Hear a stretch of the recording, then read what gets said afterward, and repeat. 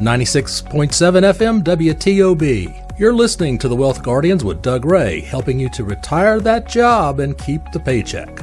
I'm your host, Doug Ray, and with me is Brice Payne.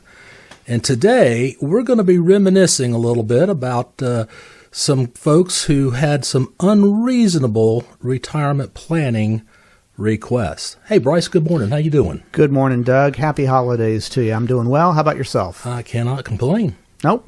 Good. Yes, Good. It's almost Christmas. Almost Christmas. Getting into the playoffs now. Getting into the playoffs. Right. Packers are doing great. Packers are doing great. How did the Pirates do this season?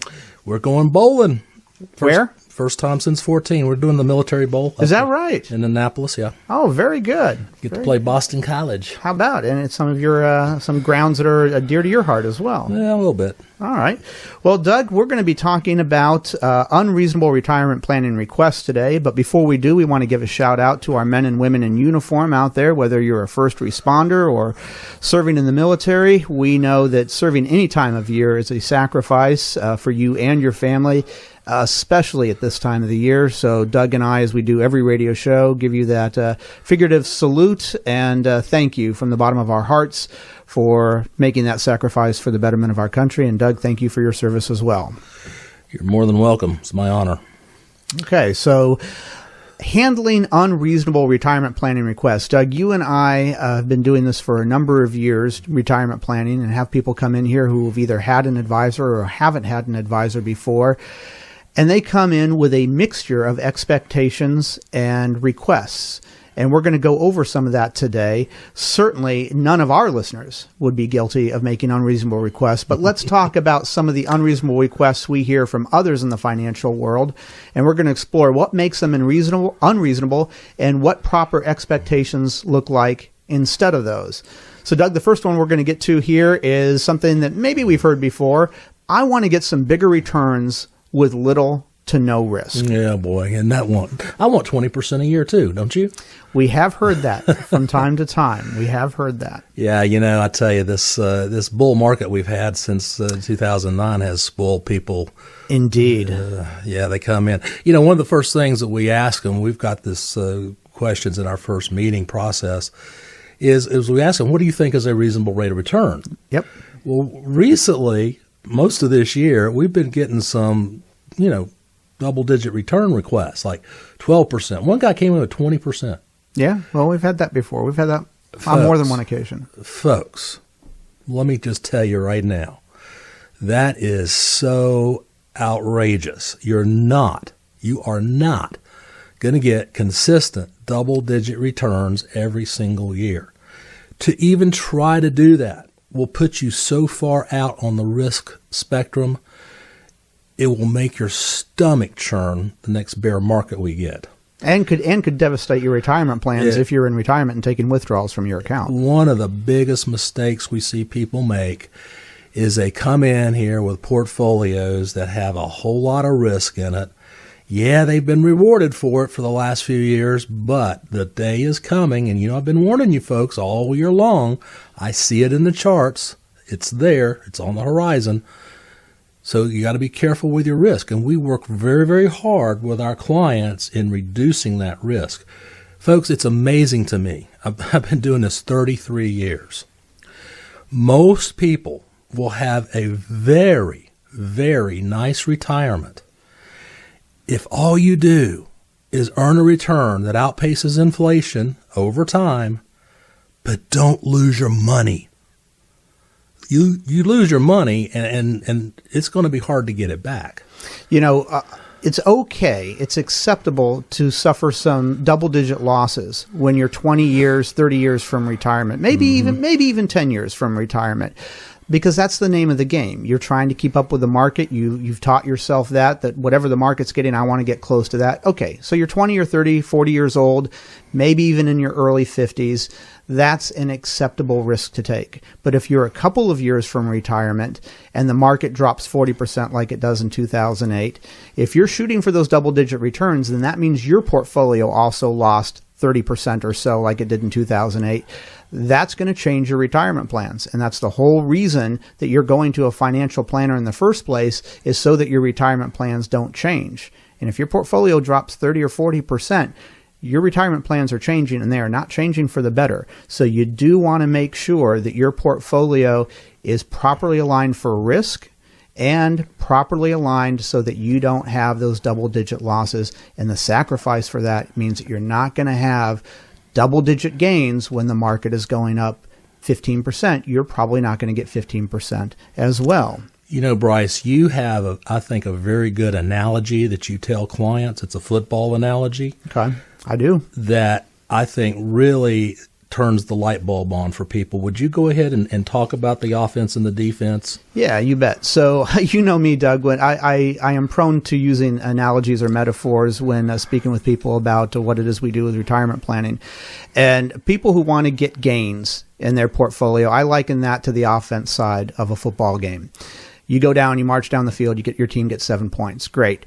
But let's say, usually I use this analogy when it comes to fees. And so if the other team comes back and scores 7 points, well, that's the fees on your portfolio. And that just nullified the 7 points that your team scored. But you can also use that analogy in losses. So if the market drops 7%, you gain 7% one year, but now the market drops 7%, you just nullified all the gains that you had in the previous year.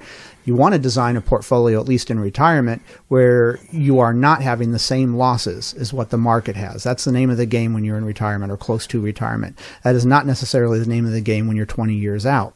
If you're just tuning in, you're listening to the Wealth Guardians, and we are discussing unreasonable retirement planning requests. So, Doug, the first one we were talking about there was getting bigger returns with little to no risk. Let's move on to another one now. Can you reduce your fees for me? Okay, good question. You know, here's what we're trying to do when we work with any brand new client. We are definitely taking a strong, detailed look at the fees that you're currently paying. Our goal is to reduce your fees by at least 50%. And we've been very successful in doing that over the years. Now, we had one request one time from a client who wanted us to reduce our already reduced fees. Now, come on, folks. Let's get real. Nobody does this stuff for free. We have expertise we've gained over the years, and, you know, we earn a fee, so we share our expertise with you. I've always said in 33 years in doing this work, a client has never gone back to work after they retired because they had to. That's right. Okay? That's right. So the fees are very, very reduced to begin with. We save you a lot of money in just about every circumstance. And we spend a lot of time going over fees. So reducing fees in general is not an unreasonable request, because when we analyze the fees when somebody comes to us, we look at their current portfolio and we analyze it 9 ways to Sunday. One of those analyses that we do is a fee analysis. And normally, somebody comes to us when we add up all the fees, not just the advisor fee that people are familiar with, and not just the fund fee and expense ratio on the mutual fund side of the portfolio, which some people might be familiar with. But there's additional fees that are going on there that are not spelled out in the statement for everybody, every lay person to be able to identify. Well, we do help you identify that. And the typical person comes to us with somewhere around 3 to 4% in total fees, whether it's the advisor fee, the fund fee and expense ratio, the cash drag on the account, and the hidden costs on a mutual fund account. Well, we normally get fees cut in half, if not by 2/3. So I don't know it's unreasonable to want your fees reduced, because fees are unreasonably high in the first place, especially if you have mutual funds in your portfolio. We do not use mutual funds. But to want your advisor to lower the fees even more, okay, well, if we've already reduced your fees by half, let's keep that, as Doug was saying, within reason. Now, Doug, I think we're going to have to go to break here, but before we go to break, we do want to read off a trivia question here. Oh, it's stump me time. It's time for today's trivia question. So, Doug, take your time here. What beloved Christmas character was introduced as a marketing campaign by Montgomery Ward in 1939? Oh, come on, Brice. All right. What beloved Christmas character was introduced as a marketing campaign by Montgomery Ward in 1959? Doug's going to think about it. This is Brice Payne. With me is Doug Ray. The show is The Wealth Guardians, helping you retire the job and keep the paycheck. And this is 96.7 FM WTOB. We will be back right after this. 96.7 FM WTOB. You're listening to the Wealth Guardians, helping you retire the job and keep the paycheck.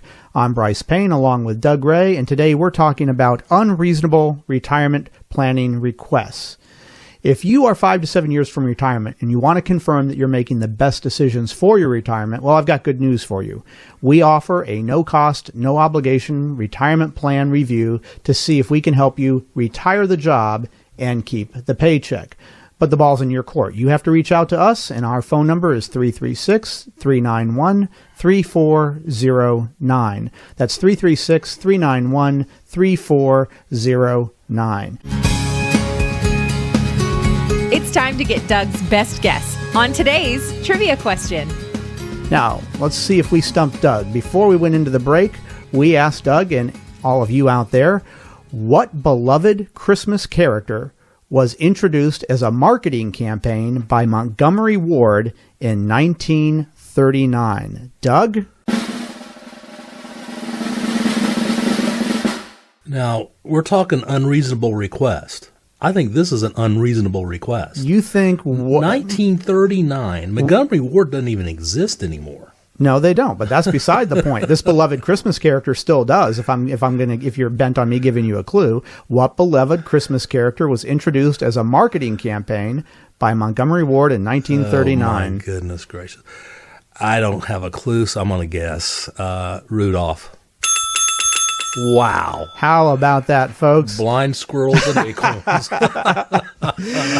In 1939, retail giant Montgomery Ward came up with the idea of writing its own Christmas book to hand out to kids during the coming holiday shopping season.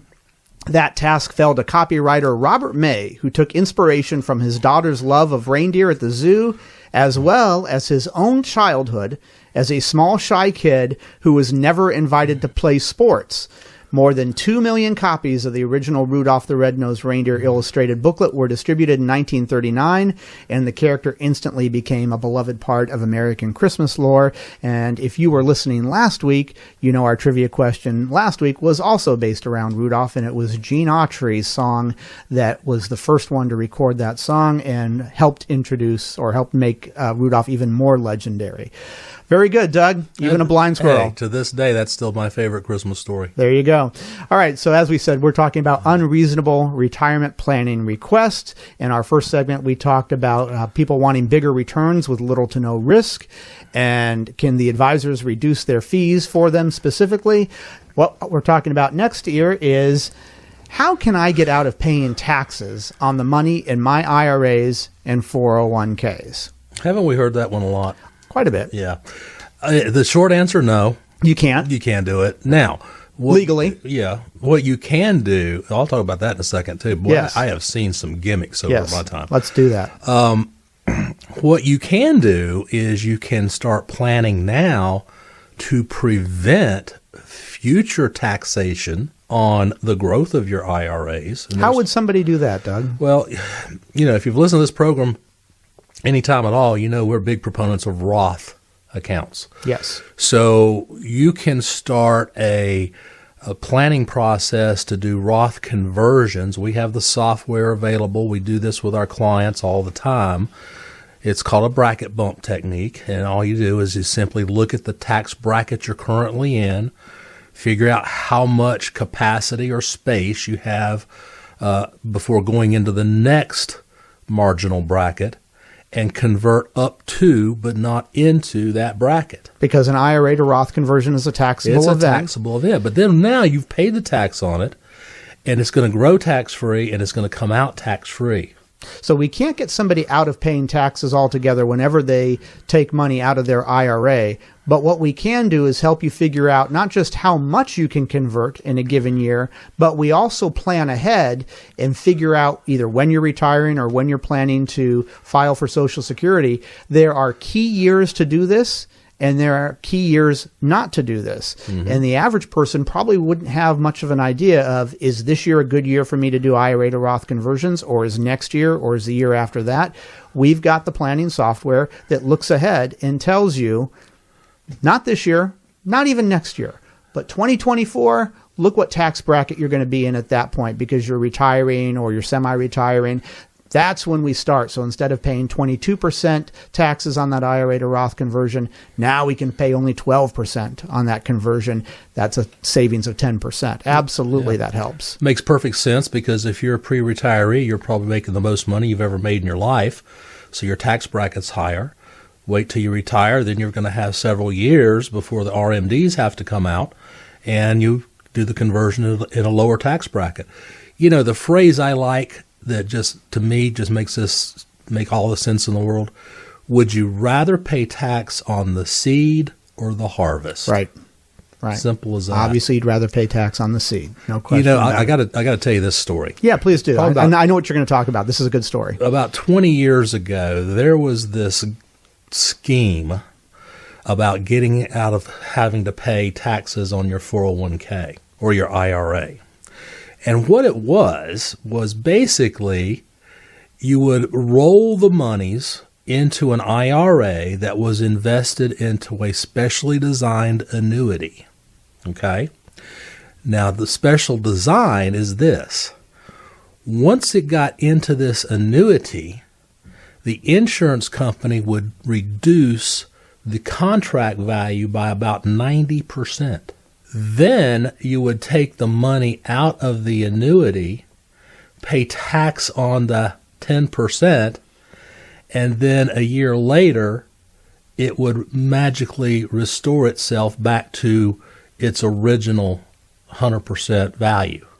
And the IRS came knocking on that firm's door, didn't they? Oh, my goodness, did they. They knocked hard and loud. And they turned over the records of all the clients to the IRS who had participated in that scheme, even though they had been told, each individual investor had been told, this is legal and legitimate.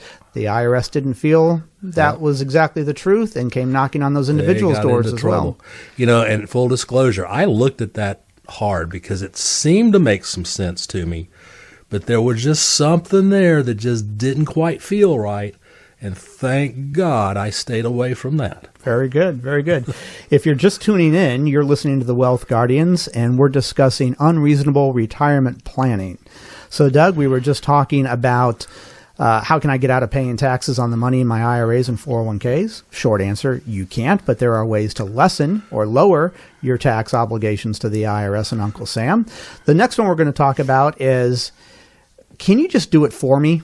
You know, some people loathe the idea of planning for retirement. They just want an advisor to do 100% of it for them. That's not exactly the way it works. Yeah, it kind of reminds me of that Charles Schwab commercial with the broker. It says, retirement planning's hard, and he's got all the scribbles on the blackboard. Just do it for me. No, folks, we can't do it just for you. You've got to be an integral part of the planning process. You know, we have to have your inputs. We have to know what you need, what you want, what you desire, what you're afraid of. What your budget is. What your budget is. That's the most important number. That's one of the important numbers, yeah.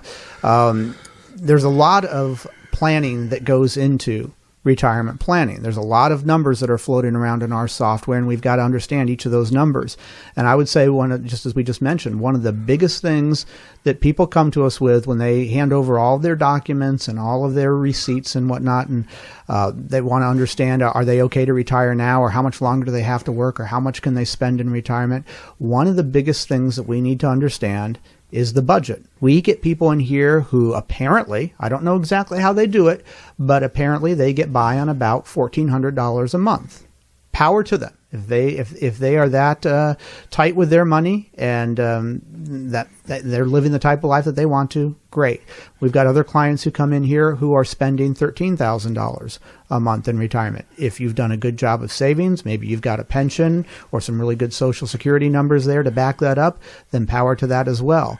But we have to get some input from you on what kind of expenses you need. So we can't just do it for you. We've got it's a two-way street here. It's communication, it's back and forth, and that retirement plan is not just something we lay on the table for you. It's something that we have formulated together. We help you out with it. We tell you what you need to understand and what we ask you the questions we need to ask. But you can't just hand over documents and that be the end of it and we tell you where to invest your money. Unfortunately, it's not quite that simple. But can we just do it for you? No, but we can certainly help you out. And if you would like us to help you out, let me give you the number to call. It's 336-391-3409.